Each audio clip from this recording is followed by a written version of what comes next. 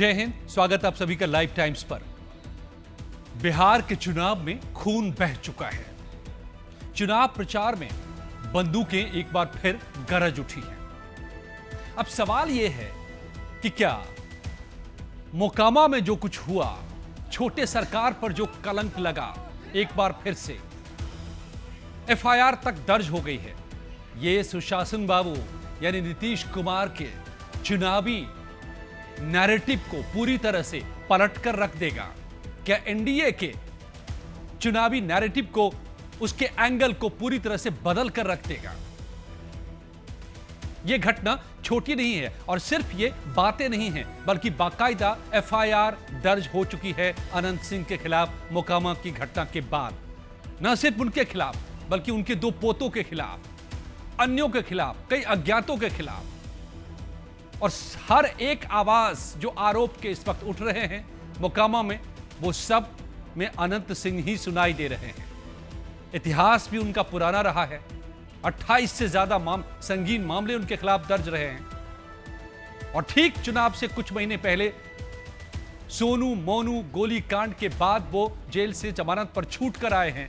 और अब जब चुनाव का प्रचार शबाब पर है, चंद दिनों बाद वोट डाले जाने हैं, तो मोकामा की धरती लाल हो गई है। फिर एक बार बाहुबलियों की बंदूकें गरज उठी हैं और क्रूरता से एक हत्या की वारदात को अंजाम दिया गया है दिन दहाड़ चुनाव प्रचार के दौरान।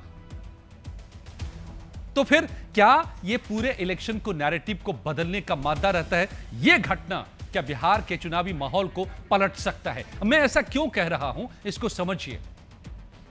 अब तक मुद्दा बिहार में चल रहा था विकास बनाम रोजगार का।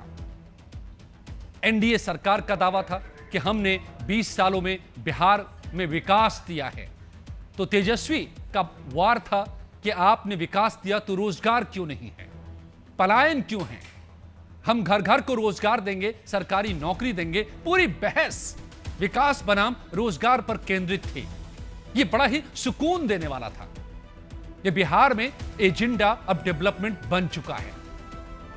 और इसके समानांतर लगातार एनडीए के नेता एक एक करके हर बिहार वासी को याद दिला रहे थे कि विकास तभी हो पा रहा है क्योंकि जंगल राज दूर रहा है 20 सालों से, और उसे हमेशा के लिए बिहार से खत्म करने के लिए यह चुनाव है। चाहे अमित शाह हो गृह मंत्री, चाहे प्रधानमंत्री मोदी लोगों को रटवा रहे थे अपनी अपनी चुनावी सभाओं में कि जंगल राज को दूर रखेंगे, लेकिन अब इसी बीच यह घटना सामने आती है। उसी सुशासन बाबू की पार्टी के उम्मीदवार पर यह आरोप लग रहे हैं, एफआईआर दर्ज हो रहे हैं, मोकामा की धरती लाल हो रही है।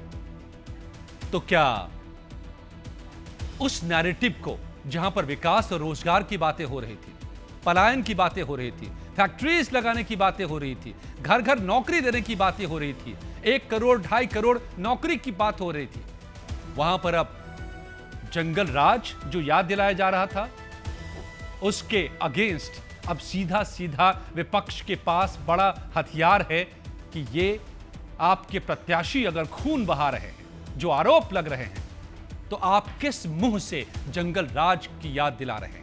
ये कौन सा राज है? और ये तेजस्वी सवाल उठा चुके हैं, बार बार उठाते रहे। तो क्या यह पूरी घटना उस नैरेटिव को बदलने का मादा रखती है? और क्या सिर्फ इसका असर मोकामा तक ही सीमित नहीं होकर के पूरे बिहार के ऊपर हो सकता है? अब मैं इसकी एक और वजह आपको बताता हूं। हाल ही में एडीआर की एक रिपोर्ट आई है, जो तमाम उम्मीदवारों ने अपने अपने हलफनामों में बिहार में अपना ब्यौरा दिया है, जो कि देना होता है, मैंडेटरी होता है, कि किसके खिलाफ कितने मुकदमे दर्ज हैं, किस तरह के मुकदमे दर्ज हैं। वो उसका जो विश्लेषण है वो चौंकाने वाला है। एक तरफ सुशासन बाबू के एक उम्मीदवार पर हत्या के आरोप लग रहे हैं, तो दूसरी तरफ जरा उन आंकड़ों पर गौर कीजिए कि बिहार के चुनाव के बीच जो आंकड़े उभर के सामने आ रहे हैं, तो लगता है कि हमाम में सभी नंगे हैं, कोई दूध का धुला नहीं है, कोई भी पार्टी हो। और इस चुनाव में तकरीबन औसतन जो एक आंकड़ा है, फर्स्ट फेज का मैं आंकड़ा दे रहा हूं, जिसमें किस पार्टी के कितने उम्मीदवार दागी हैं, यानी कि उनके खिलाफ आपराधिक मामले दर्ज हैं। जरा इस पर गौर कीजिए। इंडिया ब्लॉक, पहले गठबंधन की बात करें तो इंडिया ब्लॉक के टॉप पर हैं आरजेडी के 76% उनके उम्मीदवारों ने खुद अपने एफिडेविट में, शपथ पत्र में, हलफनामा में, जिस नाम से पुकारिए सभी एक ही हैं, खुद लिख कर दिया है 76% उम्मीदवारों के खिलाफ मामले दर्ज हैं, आपराधिक मामले दर्ज हैं। दूसरी तरफ एनडीए की बात करें बीजेपी के, तो यहां भी कम नहीं है, भले नंबर 2 पे आ गए, लेकिन 65% उम्मीदवार ऐसे हैं जिनके खिलाफ आपराधिक मामले दर्ज हैं।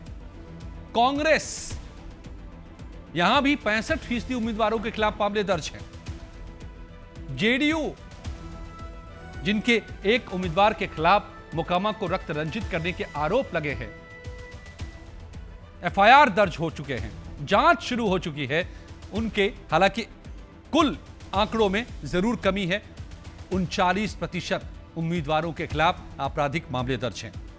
जनसुराज पार्टी, जिनके उम्मीदवार के समर्थक की यहां हत्या हुई है, हालांकि उनका भी जो इतिहास रहा है तो उसमें भी बहुत कुछ उनके नाम दर्ज रहा है।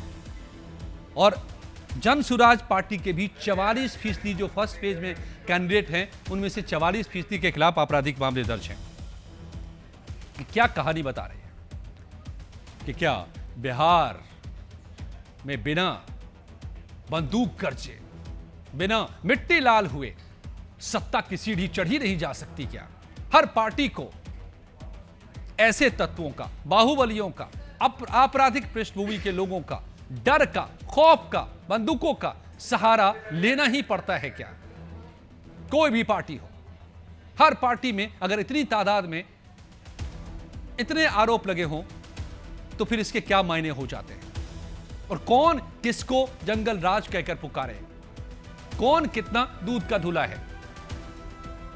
तो इन दोनों तथ्यों के आलोक में अब यही बड़ा सवाल खड़ा हो जाता है कि क्या वाकई बिहार में यह मुद्दा भी बचता है कि कौन जंगल राज का रहनुमा और कौन सुशासन की तस्वीर। और इसीलिए मोकामा की जो घटना, और इस घटना के बारे में जो कहा जा रहा है, अभी आधिकारिक पुष्टि होनी बाकी है, लेकिन पोस्टमार्टम की रिपोर्ट अब तक बताती है कि गोली तो लगी लेकिन उससे मौत नहीं हुई। और परिवार के लोग आरोप लगा रहे हैं कि उसके बाद गाड़ी से कुचला भी गया। इतनी बेरहमी, इतनी नृशंसता, इतनी क्रूरता चुनाव के दौरान, लोकतंत्र के पर्व में,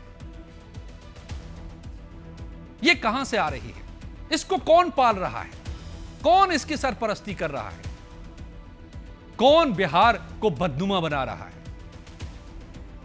वहीं जिनके ऊपर सुशासन का टैग लगता है,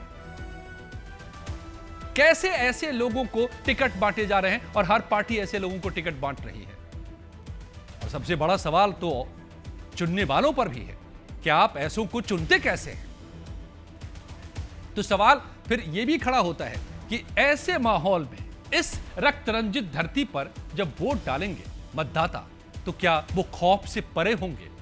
क्या वो अपनी दिल की आवाज पर चुनाव करेंगे, दिल की आवाज पर वोट डालेंगे? या फिर उनके अंदर यह खौफ होगा कि अगर फलां को वोट नहीं दिया तो कहीं हमारा हश्र भी तो ऐसा नहीं होगा? और यह होता रहा है, इसका पूरा इतिहास रहा है बिहार में। बड़े बड़े डॉन चुनाव दर चुनाव जीतते रहे, इसलिए नहीं क्योंकि वो लोकप्रिय रहे हैं, इसलिए क्योंकि उनका खौफ रहा है कि अगर उनके खिलाफ वोट डाला तो फिर अंजाम भुगतने को तैयार हो जाओ। तो क्या वही माहौल एक बार फिर से बनाने की कोशिश है यहां पर कि एक का अंजाम देख लिया जो जिसने टकराने की कोशिश की, अब जो वोट से मेरे खिलाफ जो वोट डालेगा उसके वो भी अंजाम भुगतने को तैयार हो जाए? क्या यह डर फैलाने की कोशिश है? क्या इस डर के बूते जेल में रहते हुए, जेल के बाहर रहते हुए, आपराधिक मामले रहते हुए हर बार चुनाव जीतते जाते हैं, छोटे सरकार कहलाने लगते हैं? अभी आरोप लगे हैं, एफआईआर दर्ज हुई है, तय कुछ नहीं है, लेकिन इतिहास मौजूद है। बाहुबलियों के बीच के टक्कर की यहां पर दास्तानें आपको हर जगह मिल जाएंगी। मोकामा की धरती पर आज से नहीं दशकों से यह खूनी खेल खेला जाता रहा है और फिर से एक बार मोकामा की धरती लाल हो चुकी है। चुनाव प्रचार में खून बह चुका है, बंदूकें गरज चुकी हैं। तो इसीलिए सवाल है कि क्या यह चुनाव का नैरेटिव बदल सकता है, पूरे बिहार में इलेक्शन का एंगल बदल के रख सकता है। कल तक, आज तक जो जंगल राज को दूर रखने की बात कर रहे थे, आज उनको जवाब देना होगा कि अगर यही आरोप उन पर कैसे लग रहे हैं बीच चुनाव के बीच में। आपको क्या लगता है और आपकी राय में क्या इस घटना के बाद इलेक्शन का एंगल बदल जाएगा, बदलना चाहिए, या फिर जनता को इसी मुद्दे पर कायम रहना चाहिए जिस पर अब तक बहस चल रही थी? विकास, बेरोजगारी, पलायन, रोजगार, फैक्ट्रीज, एजुकेशन।